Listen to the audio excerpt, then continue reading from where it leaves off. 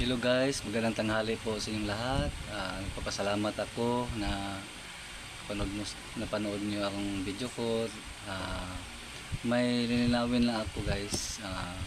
Tungkol ito kay Boy Tapang at saka Cherry White.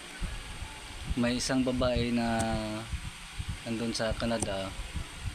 So, bakit siya nagsabi na asawa daw niya si Boy Tapang?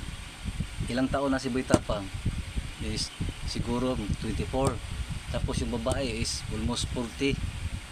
Oh, tatanggapin kaya ni Boy Tapang yung edad ng isang babae? O hindi siguro, guys. Pero hindi ko kilala si Boy Tapang kung ano ang pagkatao niya. Pero nakikita ko siya, ang pangarap niya na noon pa gusto daw siya makipag girlfriend sa foreigner noon, yung pangarap niya. Kaso lang nabigo siya. Lilinawin lang guys, para ang lahat ng nanonood sa mga vlog niya. So single pa yata yan si Boy Tapang, totoo lang. Dapat kung yung babae na nag-react kay asawa daw niya si Boy Tapang, dapat kukuha siya ng sinumar kung totoo yun. Kung hindi totoo, siya mapaila ng kaso, di ba?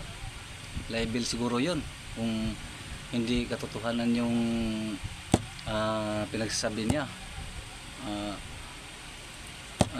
Si Cherry White naman, lagi silang mag-aaway na ni Boy Tapang kasi hindi rin alam ni Cherry White kung ano ang nangyari. May nag-comment na nga asawa daw niya, pero linawin lang niya, si Boy Tapang lang maka pagsabi ng totoo tungkol sa pagkatao niya.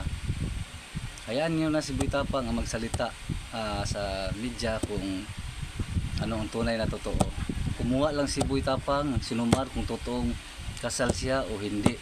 Yun lang, yun ang katibayan na hawakan ni Boy Tapang. Yun lang guys. And maraming salamat po sa nanood sa mga videos ko. I-like naman, and-share. Follow mo rin niyo ako sa video ko. Maraming salamat sa inyo. Ingat kayo palagi. God bless.